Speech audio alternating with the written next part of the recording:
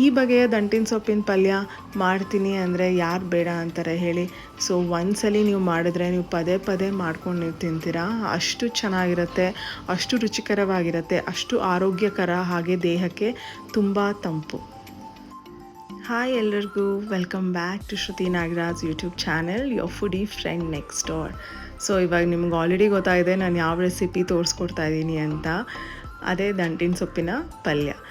So S, ಬನ್ನಿ ಬೇಗ ನೋಡೋಣ ಯಾವ ಇಂಗ್ರೀಡಿಯೆಂಟ್ಸ್ನ ನಾನು ಹಾಕಿದ್ದೀನಿ ದಂಟಿನ ಸೊಪ್ಪಿನ ಪಲ್ಯ ಮಾಡೋಕ್ಕೆ ಅಂತ. ಸೊ ಮೊದಲನೇದಾಗಿ ನಾನು 1 ಟೇಬಲ್ ಸ್ಪೂನ್ ಸಾಸಿವೆ ಹಾಗೂ ಜೀರಿಗೆ ತೊಗೊಂಡಿದ್ದೀನಿ, ಚಿಟಿಕೆ ಅರಿಶಿನ, ಹಾಗೆ ರುಚಿಗೆ ತಕ್ಕಷ್ಟು ಉಪ್ಪು, 2ರಿಂದ 3 ಹಸಿಮೆಣಸಿನಕಾಯಿ, ಹಾಗೆ 1 ಮೀಡಿಯಮ್ ಸೈಜಿನ ಈರುಳ್ಳಿ ಸಣ್ಣದಾಗಿ ಹೆಚ್ಕೊಂಡಿರೋವಂಥದ್ದು, ಹಾಗೆ 1 ಮೀಡಿಯಮ್ ಸೈಜ್ ಟೊಮ್ಯಾಟೊ ಅದನ್ನು ಸಣ್ಣದಾಗಿ ಹೆಚ್ಕೊಂಡಿದ್ದೀನಿ. ಸೊ ನಂತರ 5ರಿಂದ 6 ಟೇಬಲ್ ಸ್ಪೂನಷ್ಟು ಹೆಸರು ಬೇಳೆ ತೊಗೊಂಡಿದ್ದೀನಿ, ಹಾಗೆ ಅರ್ಧ ಕಟ್ಟು ಅಥವಾ ಮುಕ್ಕಾಲು ಭಾಗ ದಂಟಿನ ಸೊಪ್ಪನ್ನು ತೊಗೊಂಡಿದ್ದೀನಿ, 1/4 ಕಪ್ಪಷ್ಟು ಕಾಯಿ ತುರಿನ ತೊಗೊಂಡಿದ್ದೀನಿ. ಸೊ ನೆಕ್ಸ್ಟು ಕುಕ್ಕರ್ನ ನೀವು ಸ್ಟವ್ ಮೇಲಿಟ್ಟು ಸ್ವಲ್ಪ ಎಣ್ಣೆ ಹಾಕಿ ಸಾಸಿವೆ ಜೀರಿಗೆ ಹಾಕೋಬೇಕು. ಅದು ಸ್ವಲ್ಪ ಸಿಡಿದ ನಂತರ ಹಸಿಮೆಣಸಿನ್ಕಾಯಿ ಹಾಗೆ ಈರುಳ್ಳಿನ ಹಾಕೋಬೇಕು. ಸೊ ಸ್ವಲ್ಪ ಅದನ್ನು ಫ್ರೈ ಮಾಡಿ, ಸ್ವಲ್ಪ ಕೆಂಪಗಾಗಲಿ ಈರುಳ್ಳಿ. ಸೊ ಅಮರಂತ್ ಲೀವ್ಸ್ ಅಥವಾ ದಂಟಿನ ಸೊಪ್ಪು ತುಂಬ ಒಳ್ಳೆಯದು. ಅದು ಈಗಿನ ಸಮ್ಮರ್ಗೆ ಈ ಥರ ಪಲ್ಯ ಮಾಡ್ಕೊಂಡು ತಿಂದರೆ ದೇಹಕ್ಕೂ ತುಂಬ ತಂಪು. ಹಾಗೆ ಯಾರಿಗಾದ್ರು ಕಾನ್ಸ್ಟಿಪೇಷನ್ ಪ್ರಾಬ್ಲಮ್ ಇದ್ರೂ ಸೊ ಇದು ರಾಮಬಾಣ ಅಂತ ಹೇಳ್ಬೋದು.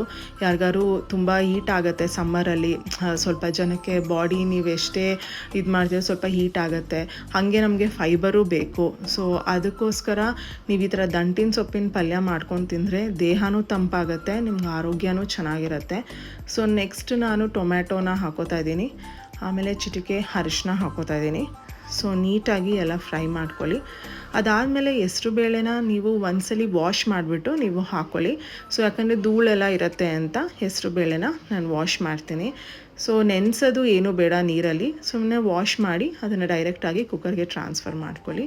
ನೀಟಾಗಿ ಎಲ್ಲ ಮಿಕ್ಸ್ ಮಾಡ್ಕೊಳ್ಳಿ.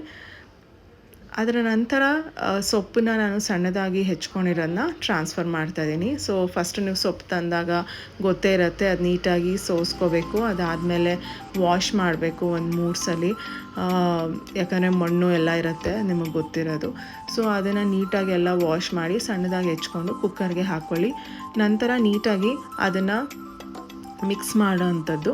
ಸೊ ಮಿಕ್ಸ್ ಮಾಡಿ ಹಾಗೆ ರುಚಿಗೆ ತಕ್ಕಷ್ಟು ಉಪ್ಪನ್ನು ಹಾಕೋಬೇಕು. ಸೊ ಉಪ್ಪು ಸ್ವಲ್ಪ ನಾರ್ಮಲ್ಗಿನ ಸ್ವಲ್ಪ ಕಮ್ಮಿನೇ ಹಾಕ್ಕೊಳ್ಳಿ, ಯಾಕಂದರೆ ಸೊಪ್ಪಲ್ಲಿ ಉಪ್ಪಿನಂಶ ಇರೋದ್ರಿಂದ ಸೊ ಅದು ಸ್ವಲ್ಪ ಉಪ್ಪು ಆಗೋಗುತ್ತೆ ನೀವು ಜಾಸ್ತಿ ಉಪ್ಪು ಹಾಕ್ಕೊಂಡ್ರೆ. ನಂತರ ಅರ್ಧ ಲೋಟ ನಾನು ನೀರನ್ನು ಚುಮ್ಮಿಸ್ಕೊಂಡಿದ್ದೀನಿ. ತುಂಬ ನೀರು ಹಾಕೋಕ್ಕೂ ಹೋಗ್ಬೇಡಿ, ಯಾಕಂದರೆ ಸೊಪ್ಪಲ್ಲಿ ನೀರಿನ ಅಂಶ ಇರೋದ್ರಿಂದ ನೀರು ಬಿಟ್ಕೊಳ್ಳುತ್ತೆ. ಸೊ ಸುಮ್ಮನೆ ಒಂದು ಅರ್ಧ 1/4 ಲೋಟ ಅಷ್ಟು ನೀರು ಚುಮ್ಮಿಸ್ಕೋಬೇಕು. ಆಮೇಲೆ ಕುಕ್ಕರ್ ಲಿಡ್ ಕ್ಲೋಸ್ ಮಾಡಿ ಒಂದೇ ವಿಷಲ್ ಬರ್ಸ್ಕೊಳ್ಳಿ, ಜಾಸ್ತಿನೂ ಬರ್ಸ್ಕೋಬೇಡಿ. ಅದರ ನಂತರ ಕುಕ್ಕರ್ ಹಾರಿದ ಮೇಲೆ ಸೊ ವಿಷಲ್ ತೆಗೆದು ನೀಟಾಗಿ ಅದನ್ನು ಮಿಕ್ಸ್ ಮಾಡಿ ಕಾಯಿ ತುರಿನ ಅದಕ್ಕೆ ಸೇರಿಸ್ಕೊಂಡು ಚೆನ್ನಾಗಿ ಮಿಕ್ಸ್ ಮಾಡ್ಕೊಳ್ಳಿ. ಸೊ ಇಷ್ಟೇ. ಸೊ ವೆರಿ ಸಿಂಪಲ್ ದಂಟಿನ ಸೊಪ್ಪಿನ ಪಲ್ಯ. ಇದನ್ನು ನೀವು ಚಪಾತಿ ಜೊತೆ ಅಥವಾ ಪ್ಲೇನ್ ಅಕ್ಕಿ ರೊಟ್ಟಿ ಜೊತೆ ಮಾಡ್ಕೊಂಡು ಅದರ ಕಾಂಬಿನೇಷನಲ್ಲಿ ತಿಂದರೆ ತುಂಬ ಚೆನ್ನಾಗಿರುತ್ತೆ. ಮನೇಲಿ ಎಲ್ಲರೂ ಇಷ್ಟಪಡ್ತಾರೆ. ಹಾಗೆ ತುಂಬ ಆರೋಗ್ಯಕರವಾದದ್ದು, ಹಾಗೆ ದೇಹಕ್ಕೆ ತುಂಬ ತಂಪು. ಇಲ್ಲಿ ನಾನು ದಂಟಿನ ಸೊಪ್ಪನ್ನು ಯೂಸ್ ಮಾಡಿದ್ದೀನಿ, ಹೆಸ್ರು ಬೇಳೆನೂ ಯೂಸ್ ಮಾಡಿದ್ದೀನಿ. ನಿಮಗೆ ಒಂಥರ ಡಿಫ್ರೆಂಟ್ ಟೇಸ್ಟೇ ಕೊಡುತ್ತೆ. ನೋಡಿ, ಟ್ರೈ ಮಾಡಿ. ಸೊ ನಿಮ್ಮ ರಿವ್ಯೂಸ್ನ ಕಮೆಂಟ್ ಸೆಕ್ಷನಲ್ಲಿ ಹಾಕೋದನ್ನ ಮರಿಬೇಡಿ. So thank you so much for watching. So please subscribe to my channel. Ta-ta, bye.